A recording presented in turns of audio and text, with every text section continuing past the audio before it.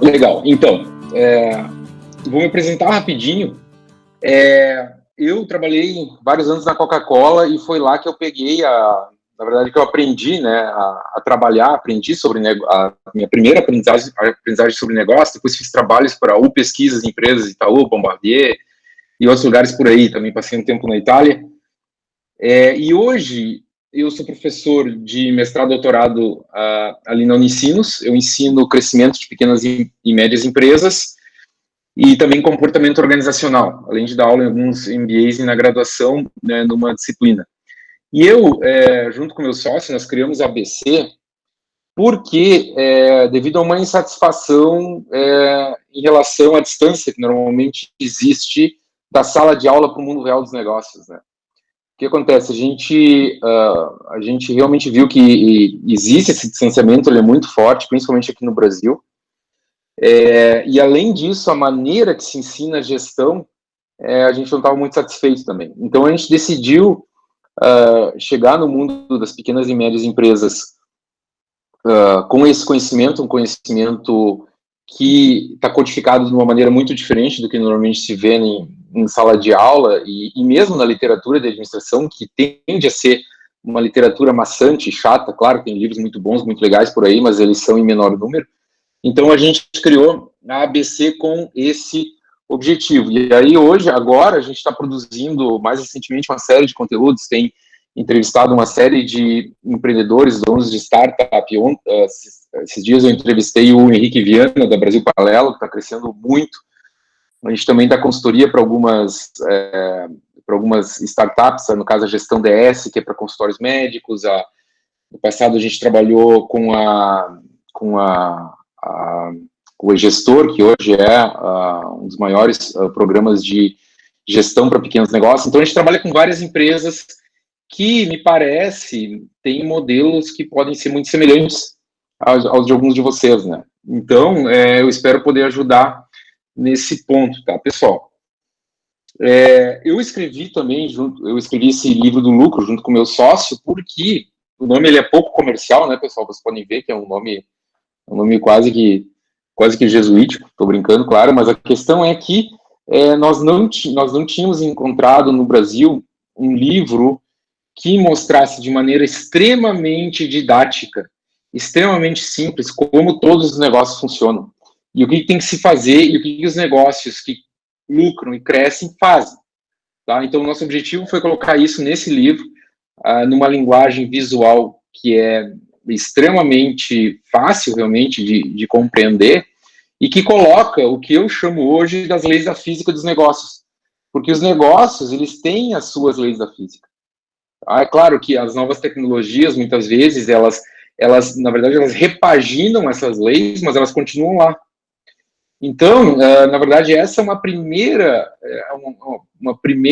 primeiro ponto de vista que eu coloco aqui, que é um ponto de vista meu, em cima do que eu venho estudando, em cima do que eu experimentei com negócios de diferentes tamanhos. Eu coloco o seguinte, é que não existem grandes segredos. É claro que existem inovações disruptivas, existem casos de criação de novas tecnologias que transformam indústrias, assim por diante. A gente estava falando do Uber agora há pouco, embora o Uber tenha aí os desafios que nós também estamos falando, mas o que eu me concentro muito é o seguinte, bater nessas leis fundamentais, nessas regras fundamentais de negócio, nessas leis da física dos negócios, e colocar que a grande sacada, é claro que a grande sacada é executar essas regras. Essas regras não são grandes novidades, elas não são regras mágicas que vão fazer milagre. Nós sabemos que não existe isso em negócios, né? Existem, sim, às vezes, sacadas incríveis que algumas pessoas dão, mas, na maioria dos casos, o que existe é uma compreensão dessas regras e uma capacidade de execução que é muito forte, né? Nós sabemos que, e essa é uma bronca pessoal que eu tenho, a maneira que a gestão é ensinada é aquela, né? Tu vai lá e passa o conteúdo para os caras, uma coisa que não existe, né? Porque o conhecimento é como se olha, tu lê um livro que o mestre escreveu de 500 páginas sobre como jogar futebol e daí tu vai acabar o livro e tu vai sair jogando futebol. Essa é uma comparação muito exata do que acontece na maioria dos cursos, né? Então, eu adoto uma outra perspectiva, que é a partir da realidade e, a partir dela, construir sistemas repetitivos de geração de valor e captação de lucros, né? Que é a definição, para mim, correta do que é um negócio. Um sistema repetitivo de geração de valor e para os clientes e captação de lucro, ou claro que no caso, principalmente quando a gente fala em startup, você pode gerar muita riqueza também, ou, ou muitas vezes, se não na maioria, em equity, mas vai ter que haver, em algum momento, a geração de lucro, como o Guilherme estava falando, né? Muitas vezes o que acontece? Se capitaliza para crescer muito rapidamente, mas isso tudo com uma expectativa de lá na frente gerar um fluxo de caixa positivo, crescente e previsível, na medida do possível, tá? Então, eu só vou mostrar também algumas, eu achei legal trazer isso daqui, porque são algumas pesquisas que eu ou já publiquei com meus colegas, ou estão em andamento, e que trazem informações que são bastante interessantes para o mundo dos pequenos e médios negócios, incluindo startups. Uma pesquisa que a gente fez, que tem assim, com um impacto que está bastante grande, é o seguinte: nós pegamos toda a literatura de pequenos negócios, tudo que foi escrito em journals científicos de alto impacto, e nós analisamos o seguinte: como que variáveis, características individuais dos donos de pequenas e médias empresas, incluindo startups, impactam o crescimento desses negócios.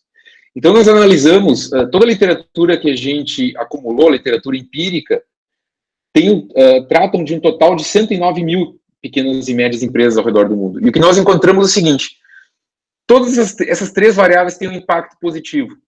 Mas tem coisas muito interessantes aqui. A primeira é: educação apareceu como tendo uma relevância maior do que a experiência, principalmente para negócios baseados em tecnologia.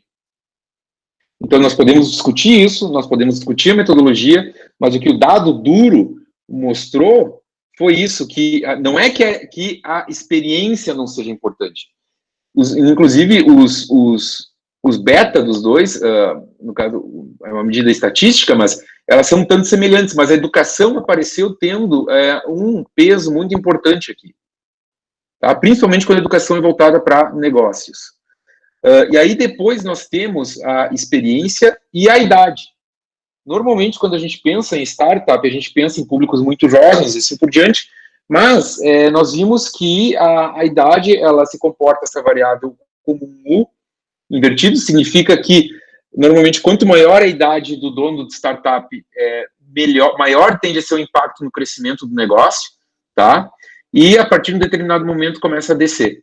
Isso aqui corrobora um estudo que saiu na Harvard Business Review, que mostrou que as unicórnios americanas são fundadas, em média, por empreendedores com 45 anos. Então, é interessante, né?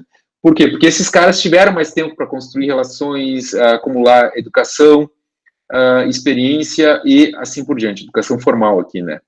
E gender, apareceu o seguinte, que os homens tendem a ter um resultado maior do que as mulheres. Aí tem uma série de explicações para isso, sociológicas, econômicas, antropológicas e assim por diante. Então, esse é um estudo que traz aí alguns dados interessantes, que mostram que o estudo e a experiência precisam realmente se complementar. O segundo é o seguinte: nós estudamos quais são as capacidades dinâmicas, as competências que mais influenciam o crescimento de startups de serviços. Isso aqui a gente pegou uma série de startups de serviços espalhadas pelo Brasil e nós encontramos o seguinte: as duas capacidades que mais influenciam no crescimento, as duas competências que mais influenciam no crescimento de startups de serviço no Brasil são a capacidade de ler o mercado e a capacidade de scaling e stretching, ou seja, de construir um modelo de negócio escalável, repetitivo e lucrativo, tá? E isso vai passar, em primeiro lugar, por esse understanding market signals, ou seja, entender o mercado. E, uma coisa que isso aparece muito claramente, pessoal, em muita literatura, que as startups que crescem têm um viés Mas tudo que eu estou dizendo aqui pode ser, talvez, bastante polêmico, não sei, mas é o que a literatura mostra, que as startups que mais crescem têm um enfoque comercial extremamente forte. Extremamente forte. Então, tem startups que têm uma capacidade tecnológica gigantesca, mas sem essa capacidade comercial, que é de entender o cliente e traduzir isso em produtos e serviços que são altamente vendáveis, que têm um apelo muito grande, né? As startups elas não conseguem crescer e às vezes ficam presas no que a gente chama de um technological trap, né? Numa armadilha de ficar focado apenas no desenvolvimento da tecnologia. Hoje de manhã eu estava falando com um professor chamado Harry Bowman, um professor holandês que trabalhou junto com o Osterwalder. O cara trabalha com modelo de negócio desde o final dos anos 90, quando o governo holandês contratou ele, porque como estava vindo negócio da internet e tudo mais, os caras contrataram ele para começar a entender melhor o que é modelo de negócio, como é que os negócios estavam mudando e assim por diante. E ele falava, hoje ele tem uma iniciativa global chamada Business Model, BMO, Business, depois eu posso mandar o link para o Guilherme, não lembro agora, mas é um site muito legal, uma plataforma global, onde ele trabalha modelos de negócios para pequenas e médias empresas, oferece uma série de ferramentas para se trabalhar isso, tá? Então, esse é um outro ponto fundamental. Sensing user, entender a necessidade do mercado e a capacidade realmente de montar uma operação escalonável. Outra coisa que nós vimos, que a gente está fechando essa pesquisa agora, a gente estudou o que os pequenos e médios negócios que estão crescendo durante a pandemia estão fazendo de diferente. A gente sabe que a pandemia está gerando uma quebradeira, é difícil para todo mundo, e aí a gente foi estudar o que os caras que estão crescendo durante a pandemia, mas que não são daqueles setores que foram beneficiados pela pandemia. O cara que produz álcool gel, tá bem, né?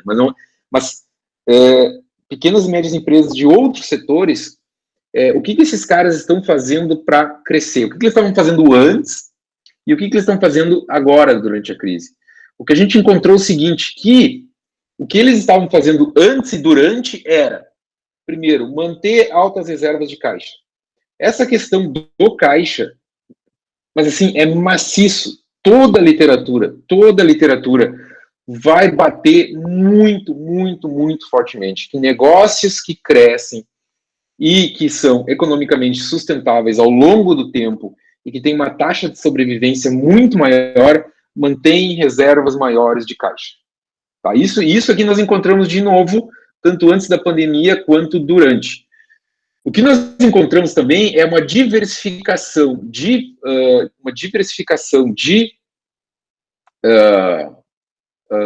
suppliers, de fornecedores antes e durante a pandemia. Antes da pandemia, essas SMEs, elas cresciam focadas num número menor de clientes. E o que mudou para as SMEs que continuam crescendo durante a pandemia é que elas diversificaram o seu público-alvo. Elas muito rapidamente conseguiram diversificar o seu público-alvo.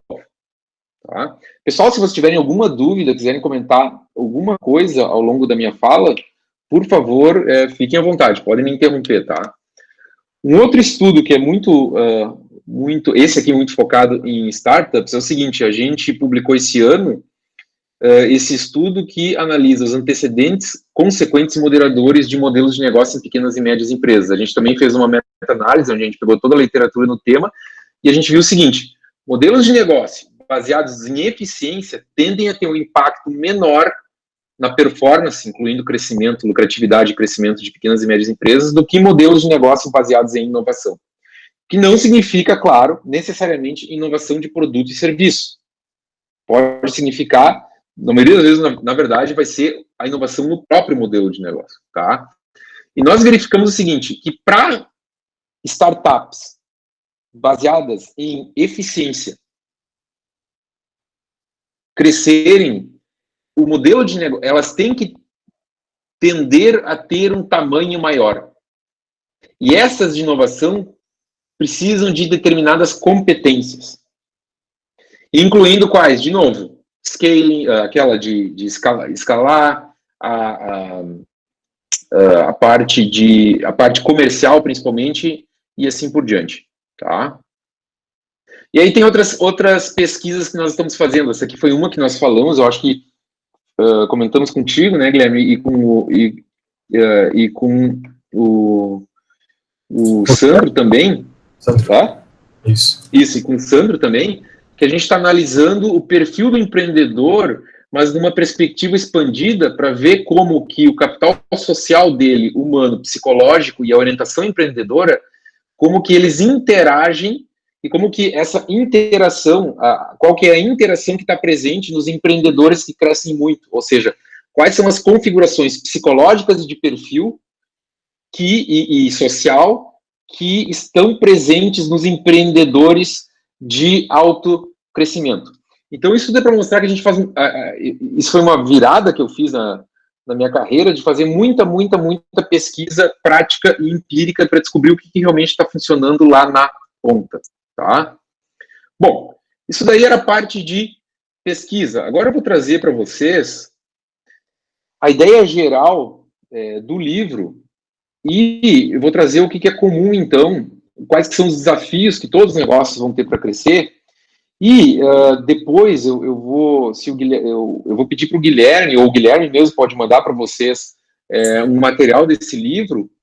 E depois, Guilherme, eu vou te deixar um livro físico, te mandar, se quiser sortear entre o pessoal, ou dar para alguém, fica à vontade daí. Tá? Só para o pessoal.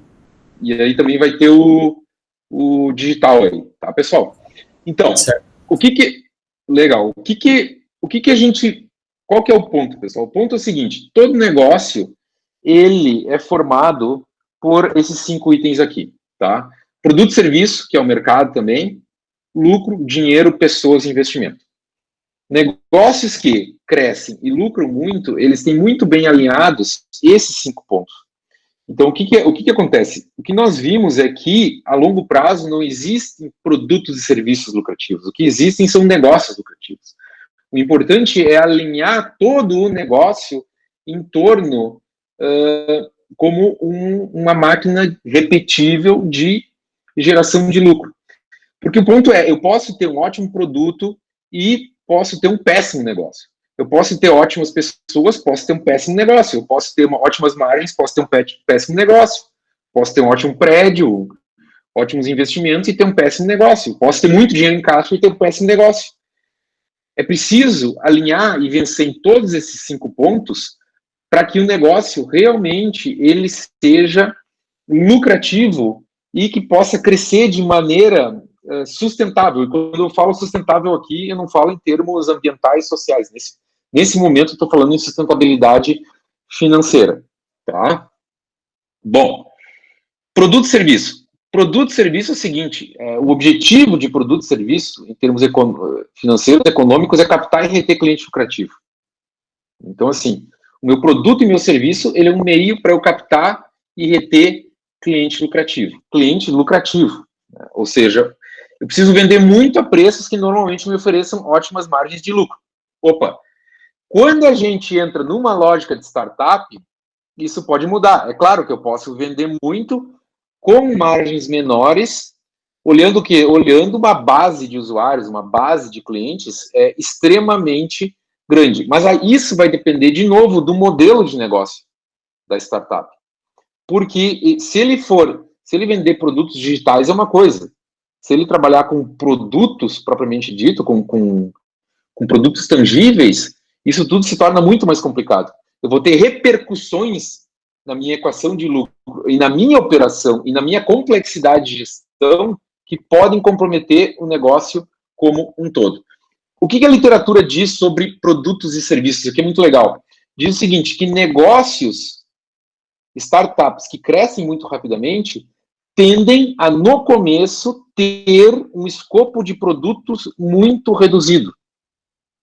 E quando ele chega numa determinada escala, que é uma escala já importante, ele começa a diversificar os seus produtos e serviços. Mas no começo, tende a haver, pessoal, isso tudo são estudos que trazem médias e assim por diante. O que eu quero dizer?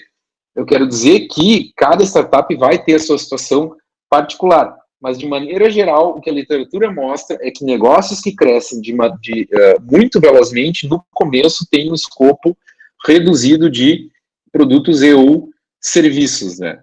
A questão da margem de lucro, se eu entrar numa lógica de pequeno negócio, trabalhar com baixas margens de lucro é extremamente desaconselhável, porque isso vai me gerar uma dinâmica no negócio como um todo que é muito, muito arriscada, na verdade. De novo, se eu estou numa lógica de startup e não de pequeno negócio tradicional, isso pode ser repensado, mas de toda forma tem que haver muito cuidado aqui. Tem que haver muito cuidado mesmo, pessoal, porque se a minha margem de lucro bruta, ela é muito apertada desde o começo, isso significa que a minha taxa de queima de dinheiro vai ter que ser muito maior para eu alcançar, para eu gerar crescimento, porque eu vou ter menos lucro para reinvestir, para eu gerar crescimento e gerar um colchão de dinheiro que eu vou precisar para estabilizar o meu negócio. Depois, ter a capacidade de entregar os produtos continuamente com qualidade consistente. Bom, quando a gente fala de startup, eu acho que é tudo sobre isso aqui, né? Se eu preciso ter um modelo que seja repetível, estável, previsível, né, seguro, no sentido que ele entregue com uma qualidade realmente consistente. Aqui, pessoal, eu estava falando com o professor Bowman hoje, como eu disse, e eu estava pensando também em alguns clientes. Eu estava falando com o Marcelo e o Felipe da Gestão DS, onde eles oferecem software para clínicas de gestão clínicas médicas e também oferecem soluções para aumentar a fidelidade dos pacientes, tá? E eles estavam falando assim, cara, quando a gente abria lá no Google, tem aquela, às vezes é tido como lei, né? Se não está na primeira página do Google, não existe. Mas eles disseram assim, cara, a gente parava na página, sei lá, 30 e poucos de empresas que ofereciam a mesma solução que a gente. E mesmo assim, eles têm um modelo hoje eles estão extremamente robustos, sólidos e estão crescendo numa velocidade boa, embora possa melhorar, a gente está trabalhando nisso. O e-gestor, que é um outro negócio que eu trabalhei também configurado como startup, o e-gestor cresceu com capital próprio, tem 5 mil clientes, ticket médio de R$100, está aí com, acho que, 80 funcionários hoje, e eles oferecem um serviço, embora no Brasil, de fato, eles tenham sido os pioneiros, mas no começo eles eram muito pequenos. Quando eles realmente cresceram, já tinham no mercado QuickBooks, que é o maior software de gestão para pequenas empresas do mundo, de controle, né, contábil, principalmente, que comprou aí, eu acho que Zero Paper, não sei se não comprou a Conta Azul também, é um cara gigantesco. Mas a mensagem é a seguinte, que a inovação, de novo, é claro que é importante, é claro que tem que buscar inovar, mas não significa que mais importante do que a inovação per se é o alinhamento desses itens e a capacidade de execução, tá? E aí tem a questão do tamanho do mercado, né? Qual que é o nosso mercado, o mercado de cada negócio? O orçamento médio do meu público, das pessoas do meu público-alvo, vezes o número de pessoas, vezes a fatia do orçamento, e aqui vale para negócio também, claro, se meus clientes forem negócios, a fatia do orçamento que as pessoas no negócio gastam com item que a gente vende. Então, consequentemente, são 3 maneiras de aumentar o meu público, o tamanho do meu mercado, por assim dizer, o tamanho do meu share, não em número de pessoas, mas abocanhar o volume de dinheiro disponível lá fora para ser gasto com os meus produtos e serviços. Ou eu vou vender para pessoas que têm mais dinheiro, ou para mais pessoas, ou eu vou fazer upselling, cross-selling e entrar mais na carteira dos meus clientes atuais. E, de qualquer maneira, o importante é tentar fazer isso, principalmente nos estágios iniciais, sem perturbar o meu sistema de negócio. E eu falo sistema de negócio, não modelo de negócio agora. Sistema de negócio, eu falo o quê? Exatamente esse sistema repetível. É claro que eu sempre tenho que ir ajustando ele, e sempre é difícil, né? Agora, a questão é, se eu pegar e perturbar, comprometer por inteiro o meu modelo de negócio, meu sistema de negócio, isso pode também comprometer o meu crescimento, minha lucratividade e até a sobrevivência do negócio. Lucro. De novo, manter altas margens de lucro, quando aí considerando as diferentes lógicas, acumular lucros suficientes para cobrir despesas e custos rapidamente e controlar e otimizar gasto. O que acontece? No começo, os gastos das startups tendem a ser, muitas vezes, muito pequenos, talvez até negligenciáveis. Mas a questão é a disciplina do controle de gasto, porque vai chegar um momento em que o negócio vai crescer, a startup vai quando ela pegar tração e começar a crescer rapidamente, nesse momento, se ela não tiver uma disciplina de controle de gastos, uma disciplina de gestão financeira, de entender a necessidade de capital de giro que ela tem, de entender o quanto que ela tem que ter de colchão de segurança, de entender como se controla o fluxo de caixa e tudo mais, isso é muito comum, vai acabar sofrendo muito, tá? E às vezes o negócio se vai por aí, porque chega o momento de fazer um investimento, aí não vai haver planejamento, não vai haver controle, e isso tudo é terrível, tá? Negócios tradicionais pequenos, a quebradeira entra muito aqui, né? Bom, aí lucro, a equação é universal também, tá? Preço de venda menos custo variável vezes quantidade menos despesa gasto fixo igual a lucro, óbvio. Tá? Isso aqui todos nós sabemos. Dependendo do tipo de negócio, cada item aqui vai ter um peso maior ou menor. Se a gente for falar de startups que trabalham com produtos digitais, o custo variável pode ser muito baixo, né? Na verdade, aqui é o próprio conceito de escalabilidade está muito ligado aqui, né? Então, agora, de qualquer maneira, tem que haver um foco extremamente forte em cada um desses itens. Como que eu posso, qual que é o meu melhor preço de venda?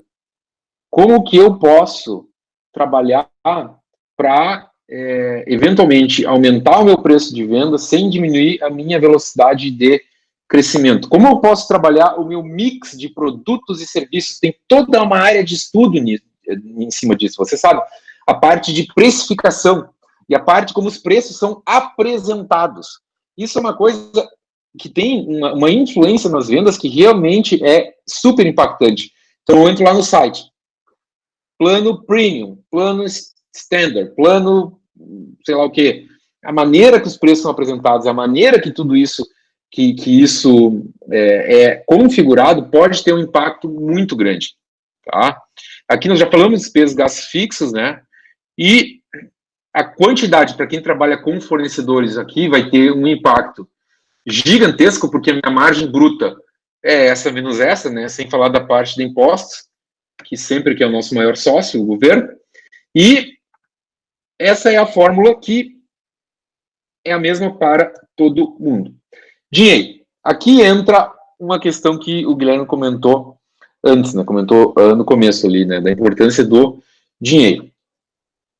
Bom, reserva de caixa, a gente sabe que dinheiro é o oxigênio da empresa, a gente sabe que uma coisa é crescer com lucratividade negativa, mas que se o dinheiro acaba o oxigênio, acaba a empresa, tá? Tem aquele ditado americano que bate nisso, mostra isso de maneira muito clara, né? Eles dizem que faturamento é vaidade, lucro é sanidade, mas só dinheiro é realidade.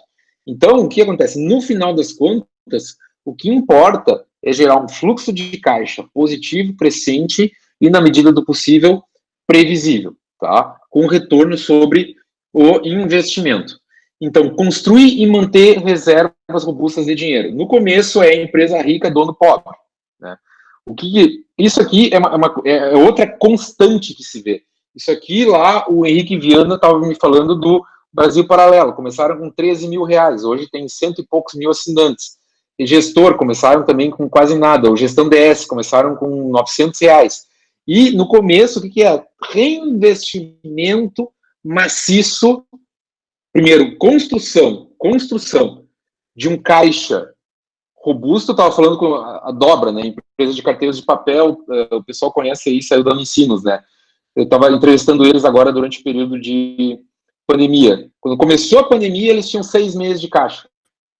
Tá? Aí todos esses negócios vão falar colchão de dinheiro e reinvestimento maciço de lucros, tá? Depois, acelerar o ciclo de conversão de caixa. De novo, isso aqui vai ser mais fácil para alguns negócios e mais difícil para outros. Ciclo de conversão de caixa é isso aqui.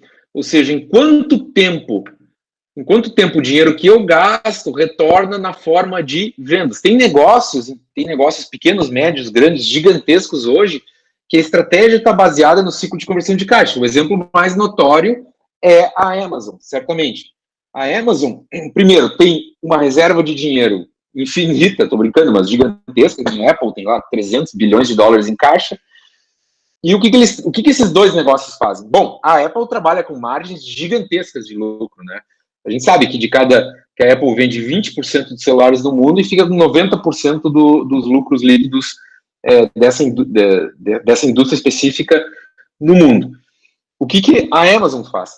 Trabalha com margens de lucro extremamente reduzidas, mas com ciclo de caixa extremamente rápido. Eles demoram muito mais para pagar os seus fornecedores que eles recebem dos seus clientes. E também sempre estão trabalhando para manter estoques mais limitados, embora agora na época da pandemia tenha aumentado.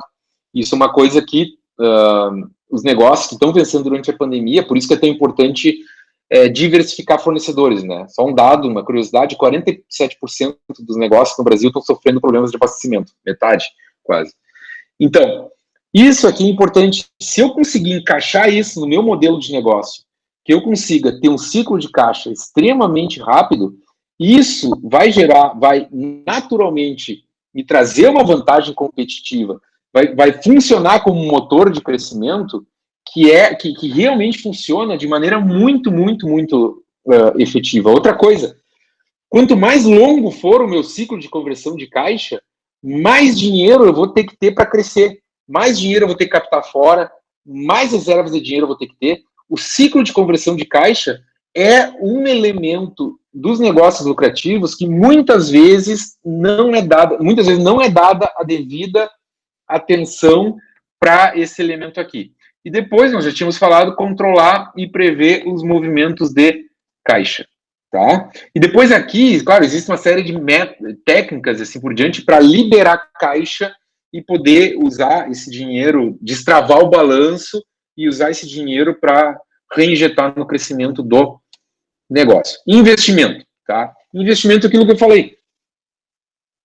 O investimento, bom, vamos lá, é o recurso que coloco na empresa para criar ela, aumentar ela e assim por diante, tá? Utilização de investimento aqui é fundamental, ou seja, utilizar os meus investimentos o máximo possível, tentar fazer eles da maneira mais inteligente, que significa investimentos que vão me trazer retorno, compartilhar investimentos e assim por diante, e conseguir pagar pelos investimentos sem destruir as reservas de dinheiro. Bom, aqui de novo, como eu comentei, tem várias startups e pequenos negócios que começam com recursos muito, muito pequenos, mas que o modelo de negócio é extremamente sustentável do ponto de vista financeiro, escalonável e gera recurso para investir no crescimento contínuo desse negócio, tá? E aí o que importa realmente é buscar oportunidades que tragam um alto retorno sobre o investimento, no curto, no médio e no longo prazo. E aí, pessoal, o Guilherme estava falando da questão do dinheiro, né, que tem que ter lucratividade e assim por diante. No longo prazo, o que o investidor está buscando é isso daqui, né, é um fluxo de caixa que me retorne um investimento, eu fazendo o meu valor presente líquido, que eu consiga trazendo o valor presente isso tudo, imaginando uma taxa conservadora de crescimento, que eu tenha um bom retorno sobre o investimento. Agora, aqui existem diferentes estratégias e visões de investimento. Uma é, eu vou crescer mais lentamente, mas eu vou crescer de maneira mais segura, aprendendo ao longo do caminho, reinvestindo o recurso próprio, vendendo menos equity. Ou eu vou realmente fazer o quê? Baixar preço, baixar preço para aumentar a minha base de clientes muito rapidamente, me mantendo a minha operação funcionando e crescendo com dinheiro de investidores. Essa é uma outra opção também, né? Se a gente pega aquele livro do Blitzscaling, do cara do LinkedIn, é muito isso. Como que eu vou crescer de uma maneira extremamente rápida, caótica, para ter lá um impacto global, ou seja, para me transformar num negócio extremamente grande, né? Muito rapidamente. E depois, pessoas. Esse livro aqui é um livro espetacular e que trata muito dessa questão da gestão de... Não trata diretamente sobre gestão de pessoas, mas é fundamental para a gestão de pessoas. E pessoas, pessoal, aí tem todo também o conhecimento do quê? Primeiro, tem toda a parte de sociedade, né? Eu sei que a Venture, se eu não me engano, vocês trabalham, né, com essa parte, assim, de os sócios estão alinhados, os planos de vida, ou seja, como que o negócio se encaixa no plano de vida de cada um, se os dois estão olhando para o mesmo lado, se todo mundo vai colocar o mesmo esforço. Nós sabemos que sociedade é uma coisa delicada, que uma sociedade pode realmente catapultar um negócio ou quebrar ele. Em vários casos que nós conhecemos, eu presenciei muitos casos onde as sociedades foram completamente alteradas porque não estavam funcionando, e quando foram alteradas, realmente os negócios começaram a crescer numa velocidade maior.